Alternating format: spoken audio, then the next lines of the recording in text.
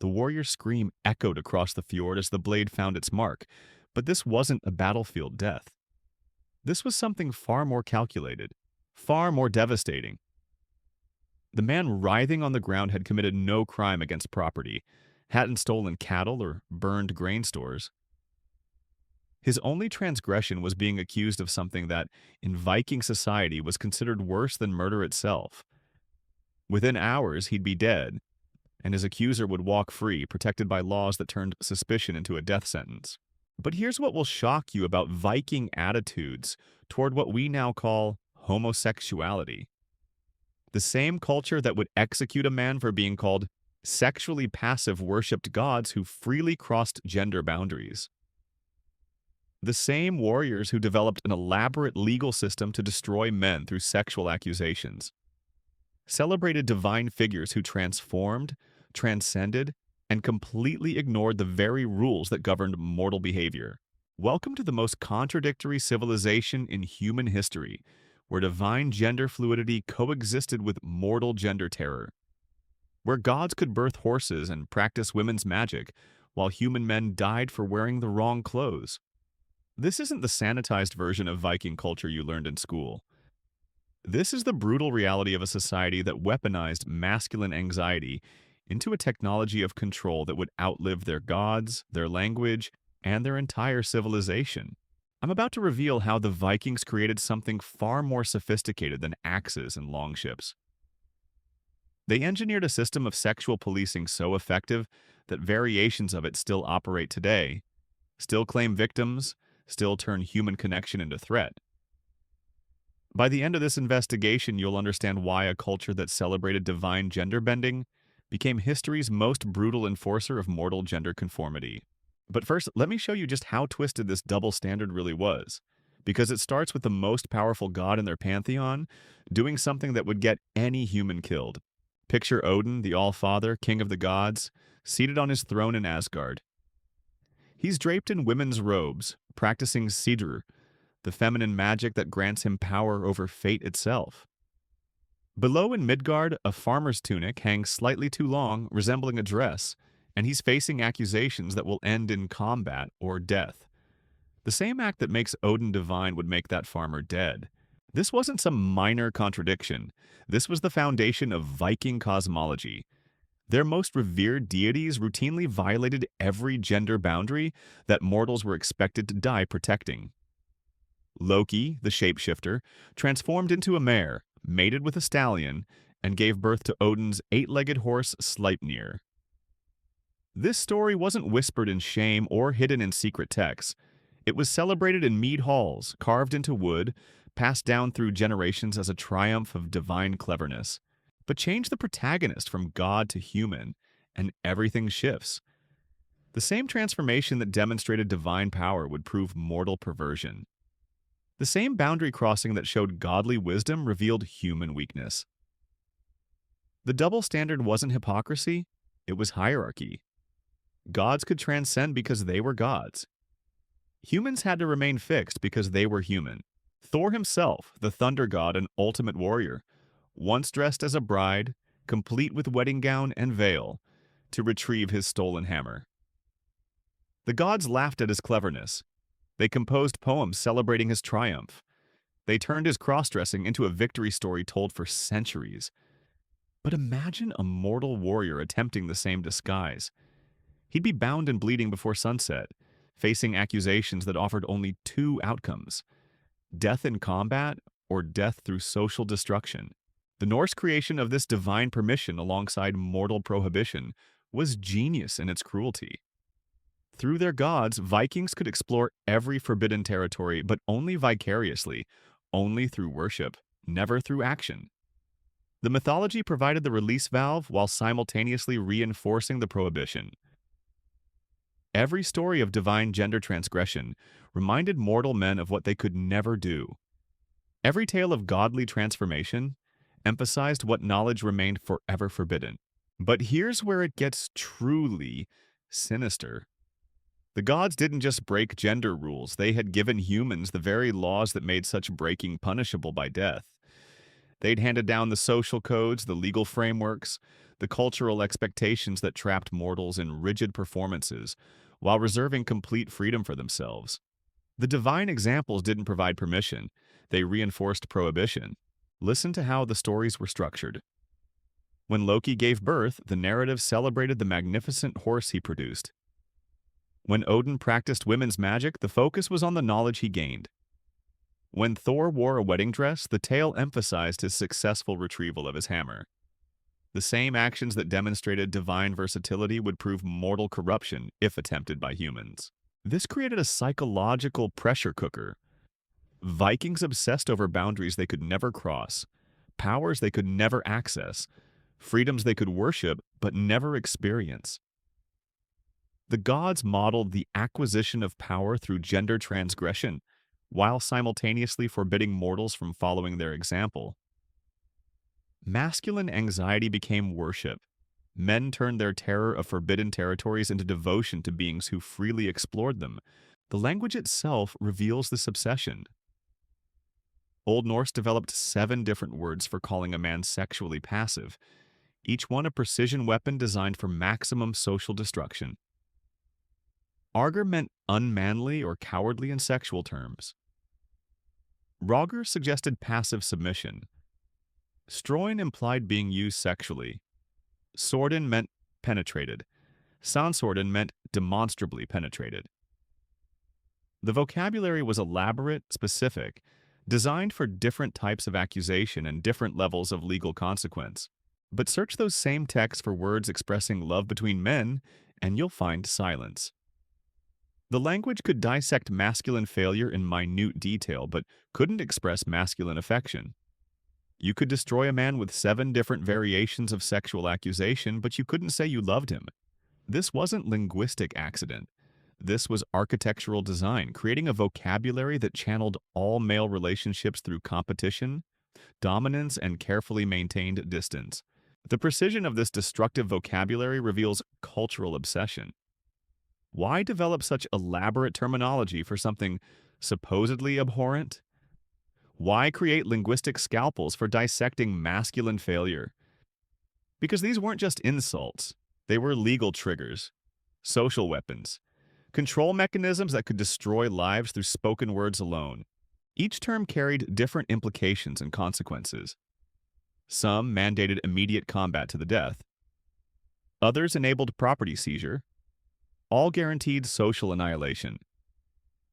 The vocabulary was functional, designed to provide different pathways to destruction depending on the specific accusation and desired outcome.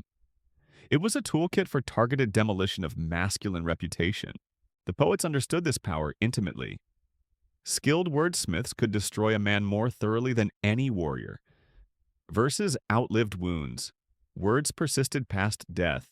And reputation could be murdered through carefully crafted language that would be remembered and repeated for generations. The pen wasn't just mightier than the sword, it was more lethal. But while men died for touching each other, Viking women could share beds, exchange caresses, and express physical affection without anyone questioning their behavior. The same society that created elaborate machinery to destroy men for suspected femininity barely noticed when women engaged in relationships with each other. This wasn't tolerance, it was invisibility born from irrelevance. Viking law codes that meticulously detailed every variation of male sexual transgression contained nothing about women with women. The sagas that destroyed men through implication ignored obvious female relationships. The poetry that weaponized male sexuality treated female intimacy as beneath notice. The same act that killed men was an ordinary Tuesday for women. Why this radical difference?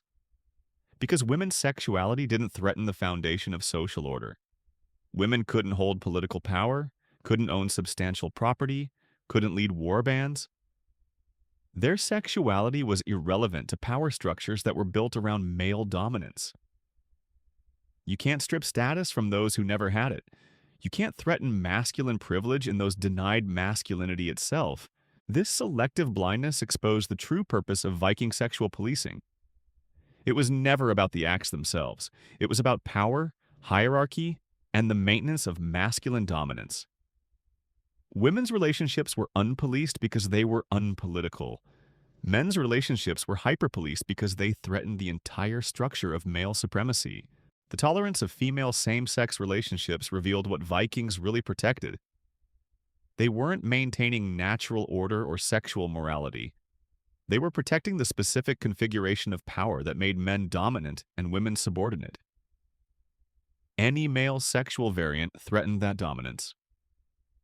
Female variants existing outside power structures threatened nothing, but this freedom came with its own dark price. Women could express same-sex affection precisely because Vikings considered such affection meaningless. They could build intimate relationships because those relationships didn't matter in the grand scheme of social power. The invisibility was double-edged, offering freedom through irrelevance. And this brings us to the most shocking revelation about Viking sexual control. The elaborate system they built to police masculine behavior wasn't designed to protect morality or maintain divine order.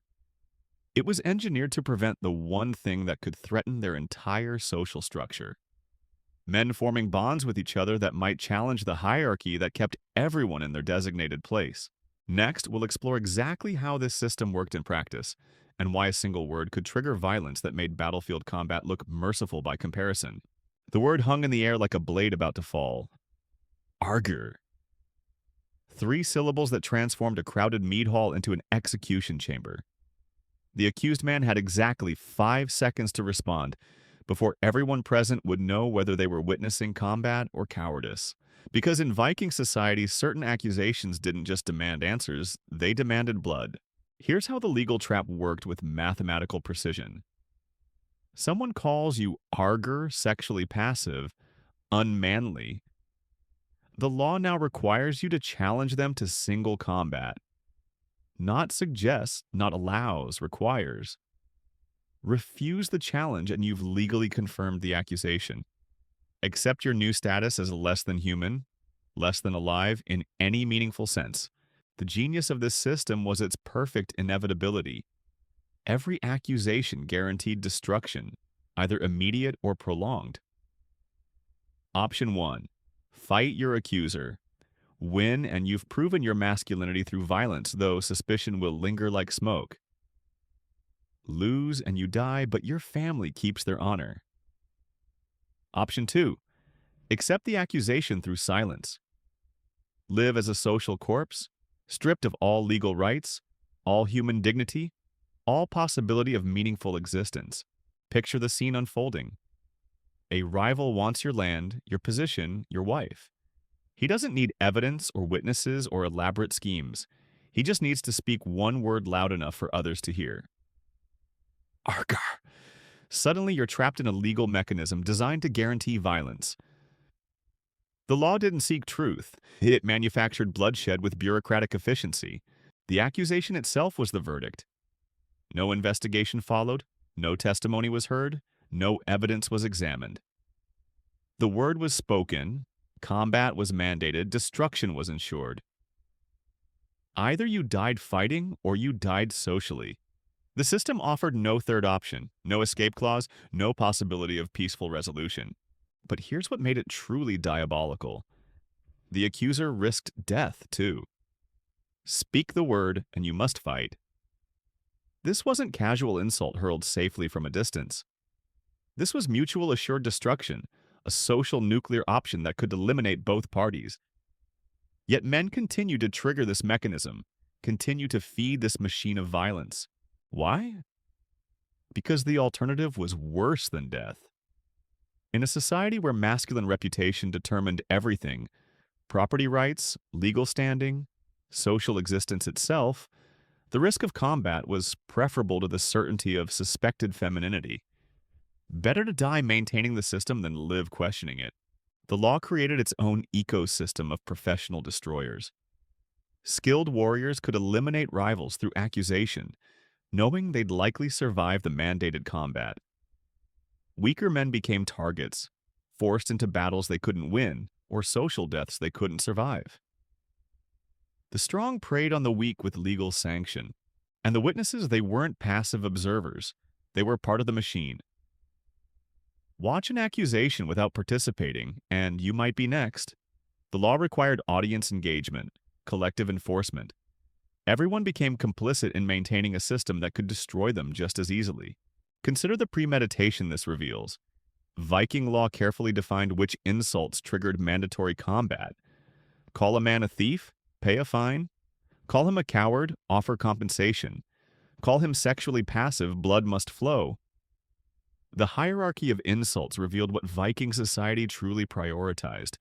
Not property, not courage, but the fiction of impenetrable masculinity. The words themselves were precision instruments. Arger meant passive in sexual terms. Rar suggested submission. Stroin implied being used. Each term designed to trigger specific legal responses, different levels of social destruction. This wasn't crude name-calling, this was surgical vocabulary for targeted annihilation. But the real horror was what happened to those who survived accusations. Win your combat, and what have you won? You've proven you can kill, not that you're innocent. The whispers follow you home. Maybe he fought so desperately because he had something to hide. Maybe the accusation contained a truth after all. The system created perfect paranoia. Every man became a potential accuser, every gathering a potential trap. The law weaponized masculine anxiety, turned it into a control mechanism that required no enforcement beyond human fear. Men policed themselves and each other with religious devotion to rules that could destroy them. The trap was voluntary, which made it perfect.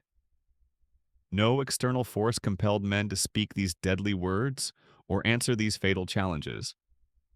They chose to participate in their own imprisonment, their own systematic destruction. The law simply provided the framework. Terror did the rest. Medieval chroniclers who encountered this system were horrified by its efficiency. They described a culture where grown men lived in constant fear of casual conversation, where friendship itself became dangerous, where every interaction carried the possibility of lethal consequences. The Vikings had turned human connection into a minefield, but this legal machinery was just the beginning. The real sophistication of Viking sexual control revealed itself not in how they punished the accused, but in what they did to make examples of the conquered. Because the same culture that developed elaborate laws for destroying their own men had discovered something even more devastating to do to their enemies. The longship cut through dark waters toward shore, its deck transformed into a theater of calculated horror. 23 captured warriors stood in formation, forced to witness something that would haunt them longer than any battlefield defeat. Their chieftain, who had led them through countless raids, who had stood first in every shield wall, was about to become a lesson in Viking innovation. This wasn't random brutality or heat-of-battle violence. This was systematic, engineered, designed with the precision of master craftsmen who had discovered something more powerful than death itself. The Vikings had learned to weaponize shame, to turn conquest into a technology of permanent psychological warfare. The positioning was deliberate. The height of the platform ensured maximum visibility. The angle of restraint guaranteed optimal psychological impact. The timing, always in daylight with forced witnesses, transformed individual assault into collective trauma that would ripple through entire communities. Every element served a calculated purpose in a machine designed to break more than bodies. Here's what made this system revolutionary. Traditional conquest meant killing leaders and subjugating populations, but dead chiefs became martyrs, rallying points for resistance, symbols of defiant honor. The Vikings had discovered something more effective than martyrdom. They created living ghosts who spread terror through their very existence. The selection process revealed surgical precision. They didn't choose victims randomly. They targeted leaders, chieftains, respected warriors, men whose masculinity was unquestioned and whose strength was proven. The higher the victim's status, the more devastating the demonstration. Destroy the untouchable and everyone else becomes touchable. Watch the psychological mechanics unfold. Capture a rival warband. Instead of executing the leader, subject him to ritualized sexual assault before his men. Force them to watch their chief, the embodiment of masculine power, systematically unmanned, then release them all. The Vikings had discovered that living weapons were more powerful than dead heroes. These men returned to their communities as walking proof of Viking dominance. They couldn't hide what happened because too many witnessed it. They couldn't lie because synchronized trauma ensured consistent stories. They couldn't recover because their own culture's machinery now turned against them. The genius was in the aftermath. Send the broken chief home with his traumatized crew and watch the social mechanics destroy him more thoroughly than any torture. His voice, once commanding, now triggered communal memory of subjugation. His presence reminded everyone of their collective powerlessness. His very existence became a weapon of ongoing psychological warfare. The ripple effects were calculated with mathematical precision. The chief's wife faced an impossible choice between supporting her destroyed husband or abandoning him to save herself. His children inherited not honor but association with degradation. His allies had to distance themselves or risk contamination. The Vikings had weaponized shame itself. The traumatized crew became vectors of terror, carrying synchronized nightmares back to their villages. Their inability to protect their leader translated into collective masculine failure. Every man who heard their story wondered if he could have done better, if resistance was even possible against such systematic destruction. This is where Viking innovation becomes truly sophisticated. They understood that in honor-based societies, reputation was more vital than life itself. Kill a man and his sons might seek vengeance. Destroy his masculinity while leaving him breathing, and his own community would finish the job for you. The technology evolved with practice. Vikings learned which acts created maximum psychological damage, which positions triggered deepest shame, which audiences ensured widest dissemination of terror. This wasn't sadism. This was engineering applied to human psychology with devastating effectiveness. Consider the resources this system saved. Instead of garrisoning conquered territories or maintaining occupying forces, Vikings created self-enforcing subjugation. The victims' own communities became the enforcement mechanism. Social death required no Viking maintenance, no ongoing military presence, no administrative oversight. But here's the most chilling aspect of this innovation. The Vikings had discovered vulnerability encoded in masculine social architecture itself. The same structures that elevated male dominance contained instructions for their own demolition. They'd found the destroy command hidden in patriarchal programming and learned to execute it with surgical precision. The forced witnesses were crucial to the system's function. Individual victimization might be hidden, denied, or reframed over time. But collective witness created undeniable social fact that couldn't be erased or explained away. 20 warriors who saw their chief destroyed couldn't collectively forget or synchronize lies or maintain useful denial. Each witness became a walking reminder of Viking power. Every time these men gathered, their shared trauma surfaced like poison in a well. They couldn't rebuild warrior solidarity because the foundation had been publicly shattered.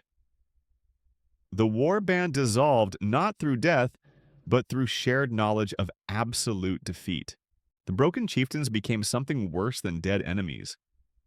They became living advertisements for Viking supremacy, breathing proof that resistance was not just futile but would result in fates worse than honorable death. The message spread through enemy territories like wildfire. Submit or face destruction that makes dying look merciful. But this systematic use of sexual violence as a weapon of conquest reveals something even darker about Viking society. The same culture that would execute its own men for sexual passivity had no problem using sexual domination as a tool of warfare. The contradiction exposes the true nature of their sexual obsessions. It was never about protecting morality or maintaining divine order.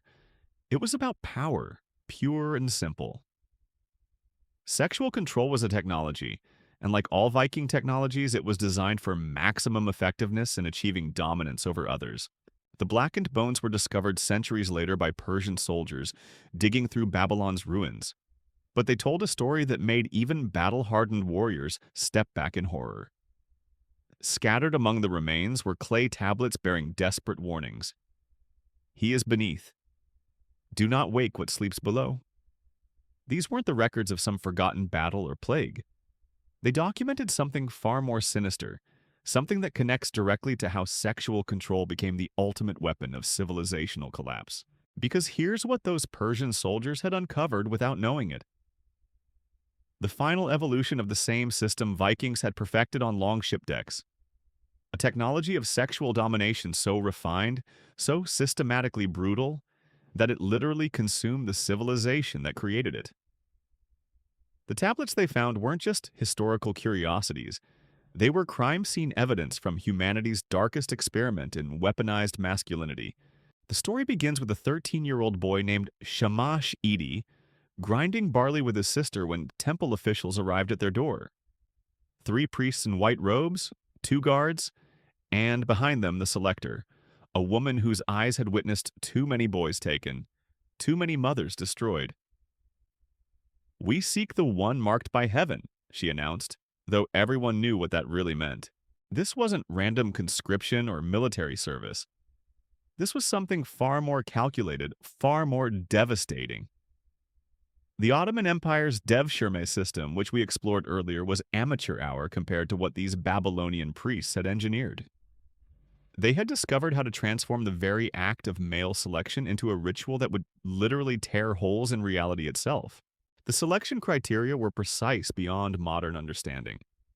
Virgin boys between 8 and 18, physically perfect, spiritually pure according to their twisted metrics.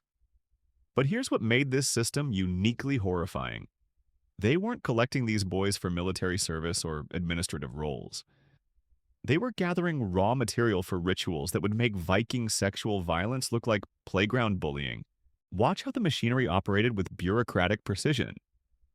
Teams of assessors visited markets across the empire, examining thousands of candidates like livestock. Height requirements, dental inspections, birthmark patterns, all meticulously documented. The selected weren't just physically perfect, they had to be orphans with no family ties, no one to miss them, no one to ask uncomfortable questions when they vanished forever. The truly disturbing part was the preparation phase. For 3 months, these 100 boys lived like princes in a special wing of the palace. The finest foods, daily purification baths, education in reading and writing.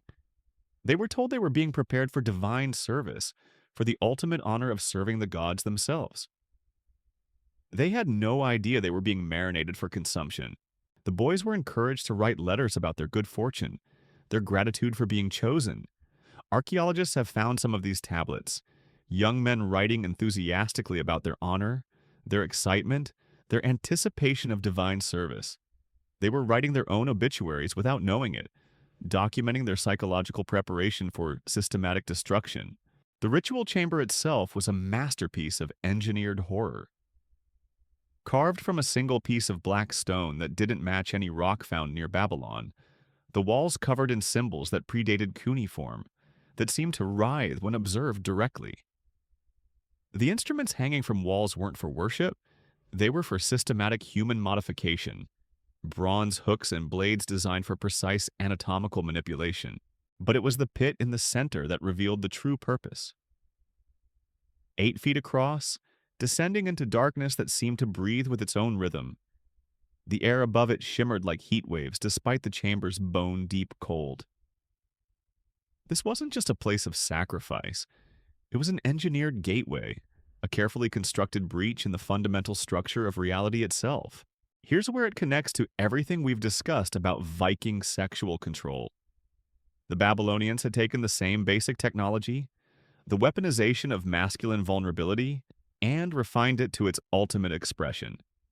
Where Vikings used sexual violence to break individual enemies, these priests used it to literally reshape the fabric of existence. The ritual required 100 virgin boys, transformed through months of preparation into what they called perfect vessels.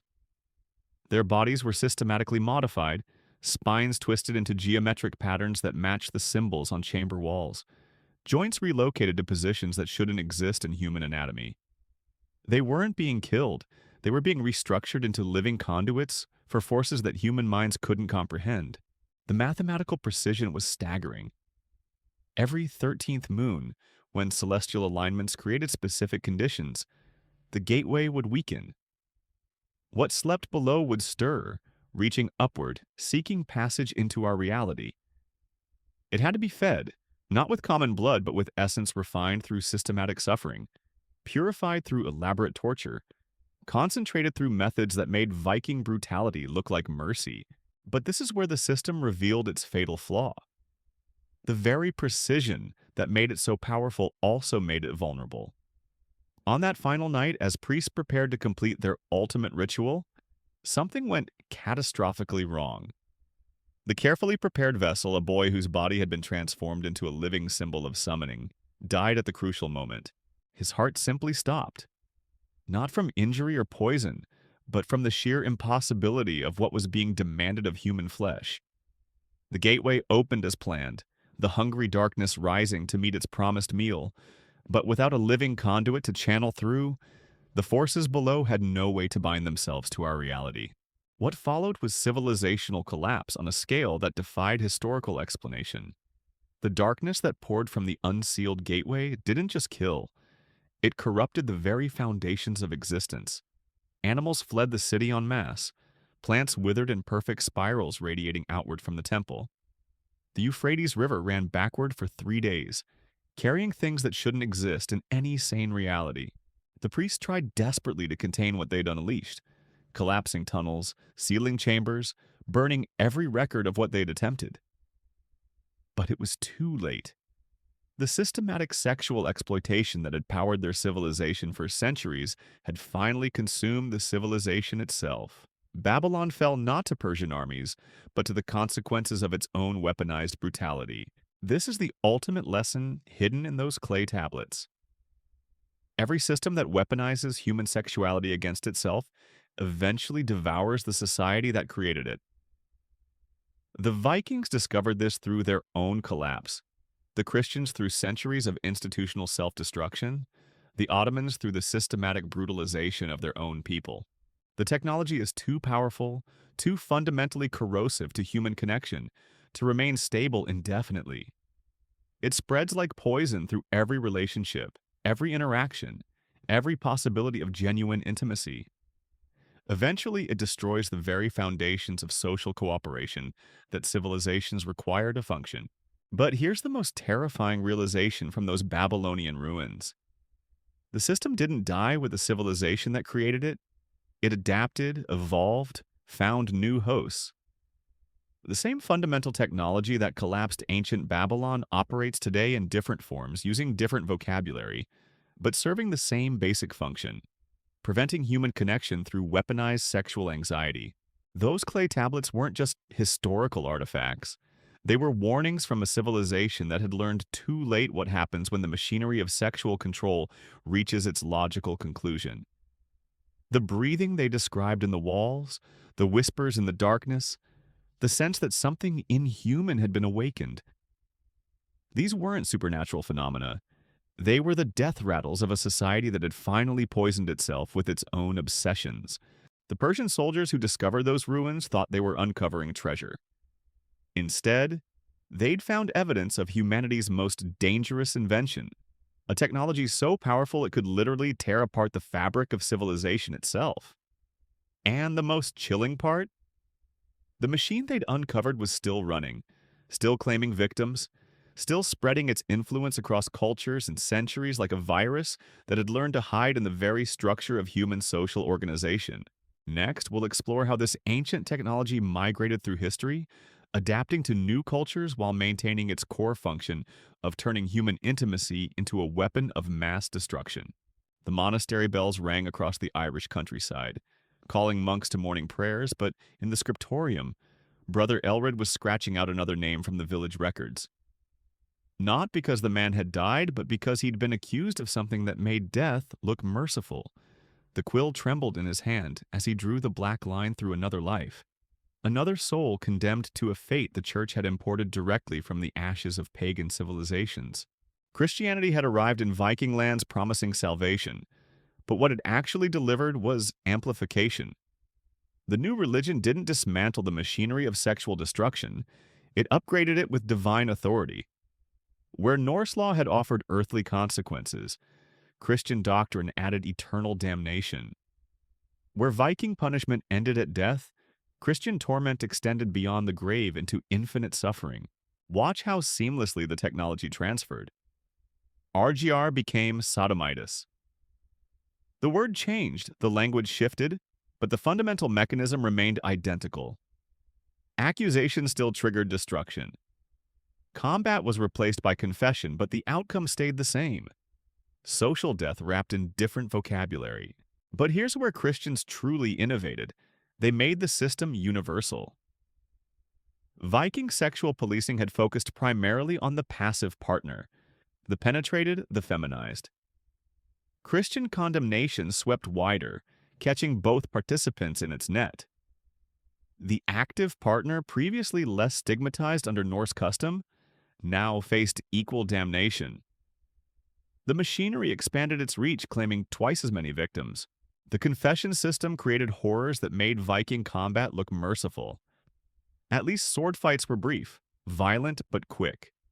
Christian penance stretched psychological torture across years, decades, entire lifetimes. Describe your sins in detail. Enumerate every failure of masculine performance. Relive your shame before God and priest in sessions that never truly ended. Monasteries became testing laboratories for perfecting the system. Men sworn to celibacy, living in close quarters, terrified of their own bodies and each other's proximity. Every natural response became potential sin. Every human feeling required detailed confession. Every glance, every accidental touch, every involuntary reaction transformed into evidence of spiritual corruption. The written word amplified consequences beyond anything Vikings had imagined. Their accusations were oral, limited by memory and geographic proximity. Christian records were permanent, archived, preserved for eternity. Your destruction was literalized in Latin, documented in ledgers that would outlive your body, your family, your entire bloodline. Brother Thomas of Canterbury learned this when he confessed to impure thoughts about his fellow monks. The confession was recorded, copied, sent to Rome for theological review. Within months, his name appeared in canonical texts as an example of monastic corruption. His shame became immortalized, studied by scholars, cited in theological debates. He'd achieved the worst kind of fame, eternal infamy preserved in sacred text, but the cruelest Christian innovation was making the system self-enforcing through internalized terror. Vikings required external accusation to trigger their legal machinery. Christians eliminated that limitation by turning conscience itself into the accuser. Your own thoughts became evidence of corruption. Your dreams required confession. Your body's involuntary responses demanded penance. The vocabulary explosion reveals Christian obsession taken to new extremes. Where Old Norse had 7 words for sexual passivity, Church Latin developed dozens of categories, subcategories, degrees of sin. The taxonomy of destruction became a theological science, with scholars competing to identify ever more precise gradations of damnation. Canon lawyers crafted legal frameworks that made Viking law look primitive. Ecclesiastical courts handled soul crimes, while secular authorities maintained blood justice. The accused faced double jeopardy, earthly punishment and eternal torment. The systems reinforced each other, creating inescapable webs of destruction that spanned both worlds. Visual culture transformed but maintained the same obsessive focus. Vikings carved temporary insults into wood. Christians carved permanent warnings into stone. Cathedral facades displayed sodomites tortured in hell, their suffering depicted in the loving detail for congregations to contemplate. The message achieved architectural permanence, literally set in stone for centuries of viewing.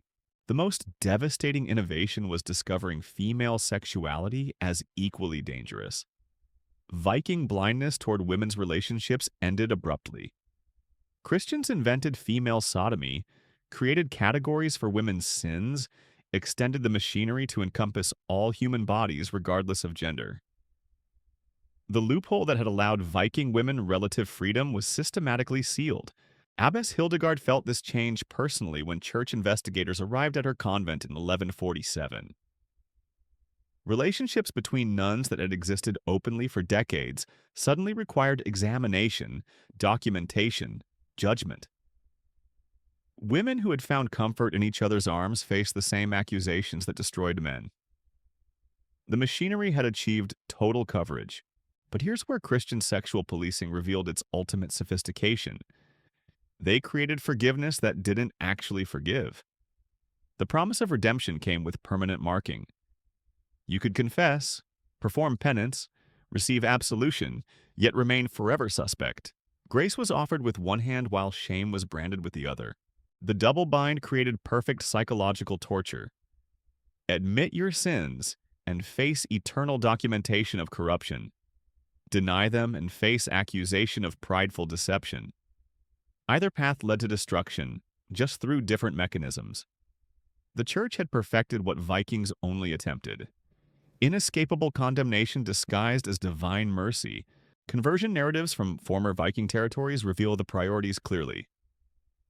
Sagas celebrating Norse acceptance of Christianity focused obsessively on sexual transformation. Former raiders proved their Christian virtue by policing sexuality more vigorously than they'd ever policed anything else. The religion changed, but the obsession intensified beyond recognition. The enforcement mechanisms evolved to match available technologies. Viking accusations required public forums and physical proximity.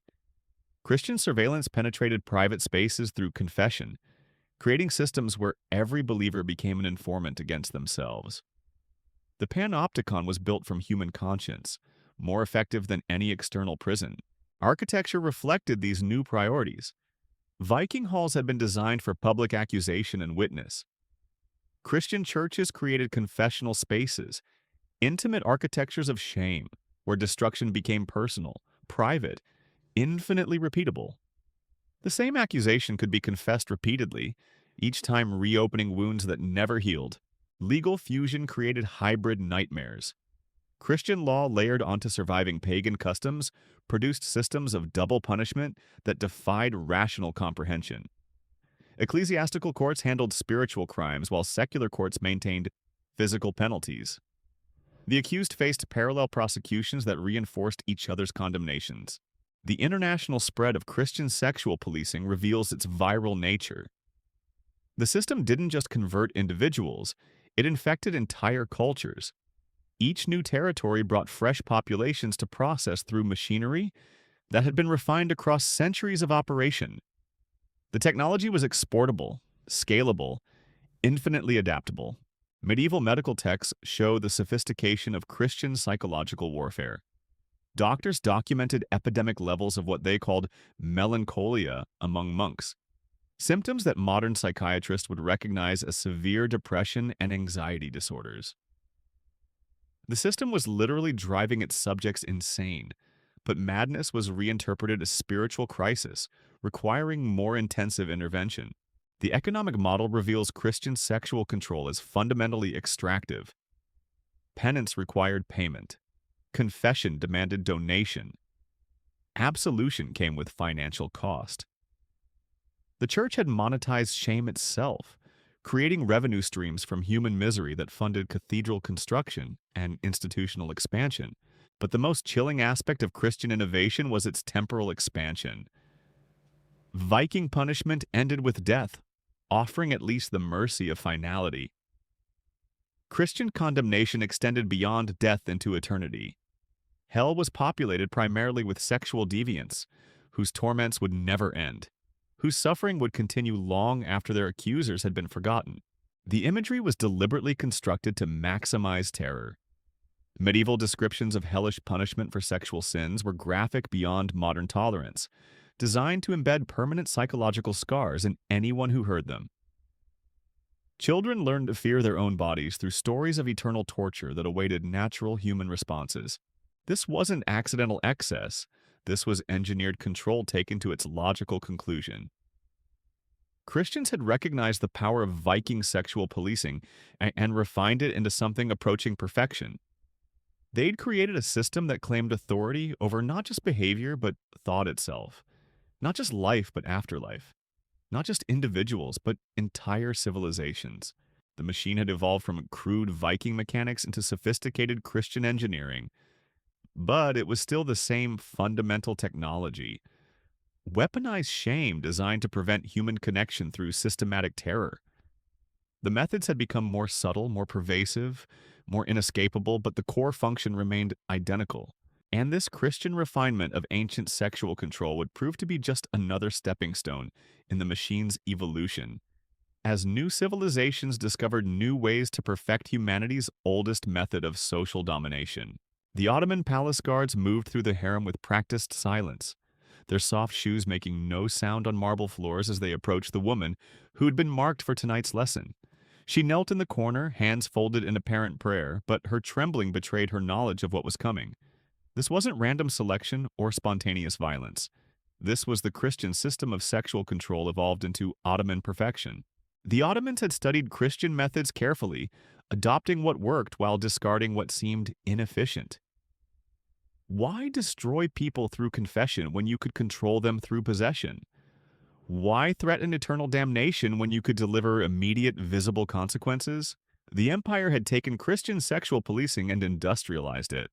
The harem system represents the ultimate refinement of technologies we've traced from Viking longships through Christian monasteries. Here was sexual control perfected into an art form, complete with quality metrics, performance evaluations, and systematic disposal protocols that made previous methods look amateur by comparison. But the true innovation wasn't the harem itself. That was just the visible component of a much larger machine. The real breakthrough was the Dev Sherme system, the child collection program that made Viking boy snatching look random and unorganized. Every 3 to 7 years, Ottoman officials would fan out across Christian territories with the precision of modern corporate recruiters. The specifications were exact. Boys between 8 and 18, physically perfect, virgin status verified, intelligence tested through standardized procedures. They weren't just taking children randomly, they were shopping for human raw material according to carefully developed criteria that had been refined across centuries of operation. The beauty of the system was its bureaucratic legitimacy. These weren't raids or kidnapping operations. They were official state programs with proper documentation, legal authority, administrative oversight. Parents couldn't resist because resistance meant confronting the full power of the Ottoman state. Cooperation was rewarded, defiance was crushed. The collection process itself was a masterpiece of psychological manipulation. Officials would arrive with gifts, promises, elaborate ceremonies that transformed abduction into honor. Selected boys were told they were blessed, chosen for divine service, destined for greatness. The trauma was wrapped in celebration, making resistance seem like ingratitude. Imagine watching your 8-year-old son selected for imperial service. The official language was all honor and opportunity. The practical reality was that you'd never see him again, never know what happened to him, never even learn whether he survived the transformation process. But you were expected to smile and express gratitude for this devastating privilege. The training facilities revealed the system's true sophistication. These weren't simple military schools or administrative academies. They were human processing centers designed to completely erase existing identity while installing new programming optimized for imperial service. The psychological techniques would impress modern cult deprogrammers. Boys entered with names, families, cultural identities, personal histories. They emerged as perfectly calibrated instruments of Ottoman power, their original selves so thoroughly destroyed that former identities became literally unthinkable. The transformation was total, irreversible, more complete than death because consciousness survived to serve new masters. The hierarchy within these schools created additional layers of control. Senior students, themselves products of the same system, enforced discipline on newcomers with the zealotry of converts. Victims became perpetrators, maintaining the machinery that had destroyed them. The system reproduced itself through generational trauma. Sexual control was woven throughout every aspect of training. Boys learned that their bodies belonged to the state, that personal desires were rebellion, that intimacy was treason. The lessons were enforced through methods that made Christian confession look gentle. Physical punishment combined with psychological manipulation to create perfect submission. The graduation process sorted boys into different tracks according to imperial needs. Some became janissaries, the elite military units that would conquer Europe. Others entered palace service, their lives dedicated to maintaining the very system that had consumed them. The most broken became eunuchs, their bodies permanently altered to serve in roles requiring absolute trust. But here's where Ottoman innovation truly excelled. They recognized that destroying people completely was wasteful. Better to break them partially, leaving enough intact to serve efficiently while eliminating any possibility of resistance or independent thought. The calibration was precise, creating servants who functioned perfectly within designated parameters. The legal framework supporting this system was breathtaking in its comprehensiveness. Every aspect of sexual behavior was regulated, categorized, subject to state control. The empire had laws governing who could touch whom, when, how, under what circumstances. Intimacy itself became a form of bureaucratic procedure. Women in the harem faced parallel processing, though their destruction followed different patterns. Where boys were broken through systematic training, women were controlled through competitive isolation. Hundreds of women competing for imperial attention, turning natural solidarity into mutual surveillance and sabotage. The selection process for harem women reveals Ottoman efficiency in human acquisition. Slave markets operated like modern supply chains, with standardized pricing, quality grades, return policies. Beauty was commodified, youth was monetized, virginity carried premium pricing. Human beings became luxury goods with specific market values. The disposal methods show Ottoman innovation at its most chilling. Women who aged out or fell from favor weren't simply killed. That would waste valuable assets. Instead, they were recycled through systems that maximized their utility even in destruction. Some became servants, others were sold to provincial governors. The least useful simply vanished. The bureaucracy of sexual control reached levels that would impress modern corporate managers. Officials tracked inventory, monitored performance, evaluated efficiency, submitted regular reports on system operation. Murder became a line item in administrative budgets. Rape was a scheduled activity with quality control standards. The religious justification layered Islamic theology over the same basic structure Christians had used. Different vocabulary, same function. Allah's will replaced Christ's judgment, but the machinery operated identically. Divine authority sanctified systematic brutalization while preventing moral questioning. The international impact of Ottoman sexual control technology was enormous. European observers were simultaneously horrified and fascinated, condemning the system while studying its methods for potential adaptation. The machinery was too effective to ignore, too useful to abandon entirely. The longevity of Ottoman sexual policing reveals its fundamental utility to power structures. For over 6 centuries, the system operated with minimal modification, processing millions of human beings through mechanisms that remained remarkably stable across changing political circumstances. The technology was mature, proven, reliable, but the Ottoman Empire's eventual collapse demonstrates the ultimate limitation of such systems. Societies that consume their own people eventually exhaust their human resources. The machinery becomes too expensive to maintain, too destructive to sustain, too obviously harmful to justify. The very efficiency that made it powerful made it ultimately self-defeating. Yet, even as the Ottoman Empire crumbled, the sexual control technology it had perfected continued to spread, adapt, find new hosts. The machine had learned to survive the death of its creators, jumping from civilization to civilization like a virus seeking fresh populations to infect. The modern world inherited these systems in forms so familiar we barely recognize their origins. The same fundamental technology that powered Viking law, Christian confession, and Ottoman harems now operates through different mechanisms but serves identical functions, preventing human intimacy through weaponized shame. The same accusation that triggered combat in Viking halls now triggers violence in school hallways. The weapons changed, but the wound remains identical. The machinery the Vikings built has outlived their gods, their language, their entire civilization, adapting like a virus that learned to hide in human social DNA. Watch how perfectly it translated across centuries. Viking arger became Christian sodomite, became Victorian invert, became modern slurs. The vocabulary mutates with each generation, but listen to the fear beneath the words. The same terror of masculine contamination, the same demand for violent proof of heterosexual purity, the same social death awaiting those who fail the test. The legal framework evolved while maintaining core structure. Viking trial by combat became Christian penance, became criminal prosecution, became social media cancellation. The enforcement mechanisms shifted from axes to authorities to algorithms, but the destruction adapted to whatever technology each era provided. Every generation thought they were progressing beyond such primitive brutality.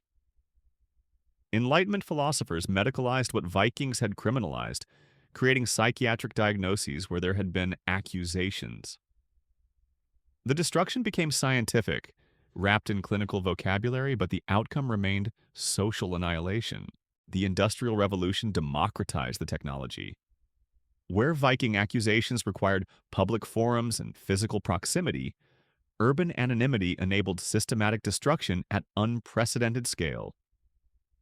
Factory cities created new surveillance methods, new ways to police masculinity, new mechanisms for turning neighbor against neighbor. Modern variations seem different but operate identically. Playground taunts that mandate violent response, locker room hierarchies that punish deviation, online harassment campaigns that destroy lives through coordinated shame. The same fundamental machine functions through whatever medium each era provides. The persistence reveals the system's elegant design. It requires no central authority, no explicit laws, no formal enforcement. It runs on fear alone, each generation teaching the next to police themselves. The machinery reproduces through cultural transmission more reliable than genetic inheritance. Schools became primary training grounds where boys learn that certain accusations demand violent response. They don't know they're reenacting thousand-year-old legal codes. They think they're just surviving adolescence. The playground dynamics are pure Viking law translated into modern contexts. Corporate environments developed sanitized versions of ancient practices. Not axes, but exclusion from professional networks. Not combat, but career destruction. Not blood, but systematic erasure from economic opportunity. The glass ceiling has a twin called the lavender ceiling, and it operates through identical mechanisms. Military institutions perfected the Viking template through systematic contradiction. Intense male bonding required for unit cohesion, combined with terror of that bonding crossing undefined boundaries. The pressure cooker creates warriors who police each other more effectively than any external authority. Sports culture maintains the tradition most transparently. Physical combat sublimated into competition. Team bonding that must never become affection. Locker room enforcement of boundaries that echo mead hall dynamics. Vikings would recognize every element instantly. Digital platforms amplified the machinery's global reach. One accusation can now destroy internationally, instantly, permanently. The internet archives shame with photographic precision. Social media creates permanent records that make medieval chronicles look temporary. The technology scales infinitely. But here's the revelation that changes everything. The machine persists not because it serves human flourishing, but because it serves power itself. Isolated men are easier to govern. Fearful men don't form threatening alliances. Atomized individuals make ideal consumers, perfect workers, controllable citizens. Each era's rulers discovered the same essential tool. Vikings maintained warrior hierarchies through sexual terror. Christians enforced religious conformity through shame-based control. Ottomans prevented rebellion through systematic brutalization. Modern systems maintain economic compliance through identical methods wrapped in therapeutic language. The international spread proves universal application. Cultures with no historical connection independently developed similar mechanisms. The technology appears wherever masculine dominance requires protection through male isolation. It's not culturally specific, it's structurally inevitable. Resistance movements reveal the machinery through opposition. Every push for male emotional freedom triggers violent backlash from those most imprisoned by the system. Victims become the most vicious enforcers, protecting cages they can't recognize as imprisonment. The cycle perpetuates through Stockholm Syndrome on civilizational scale. Mental health statistics document the ongoing damage. Male suicide rates, addiction patterns, emotional isolation, touch starvation. The casualties fill therapy offices describing symptoms of wounds inflicted by systems they don't recognize. Ancient trauma manifests through modern pathology. The machine evolved perfect camouflage. What looks like natural masculine behavior is actually learned performance designed to prevent connection. What feels like personal choice is collective programming transmitted through generations of traumatized fathers teaching sons to fear their own hearts. But understanding the machine's history reveals its weakness. Any system based entirely on fear contains instructions for its own destruction. The very intensity required to maintain such comprehensive control eventually exhausts those enforcing it. The machinery consumes its operators along with its victims. The most hopeful realization is this: none of this is inevitable. The boundaries that feel natural are actually artificial constructions maintained through deliberate effort. The fears that seem instinctive are learned responses that can be unlearned. The isolation that appears necessary is engineered separation that can be bridged. Those Viking warriors standing frozen on that longship deck, watching their chief destroyed, thought they were witnessing immutable law. They couldn't imagine alternatives because the system had made alternatives unthinkable. But every system of control depends on collective agreement to participate. The moment enough people recognize the machine and refuse to operate it, the entire structure collapses. Not through violent revolution, but through simple withdrawal of cooperation.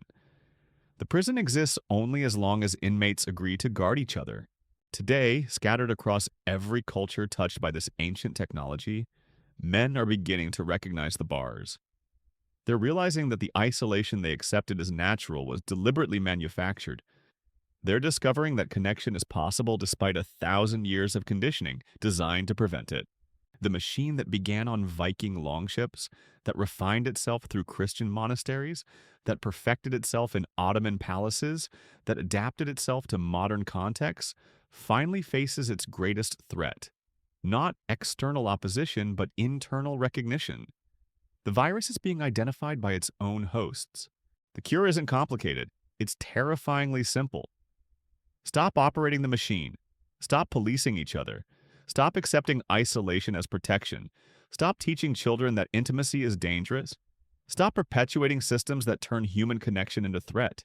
The Vikings built something that outlived their gods because they embedded it in human behavior itself. But human behavior can change. What was learned can be unlearned. What was constructed can be deconstructed. What was weaponized can be disarmed. The sun that set on that longship deck 1,000 years ago is finally rising on a world where men might touch each other without triggering ancient programs of mutual destruction. Where friendship doesn't require warrior poses. Where love doesn't demand blood sacrifice. The machine is breaking down. The virus is losing hosts. The prison doors are opening. And for the first time in a millennium, that's not a threat to fear, but a freedom to embrace. The choice is ours. The future is unwritten. The machine only runs as long as we agree to operate it. It's time to turn it off.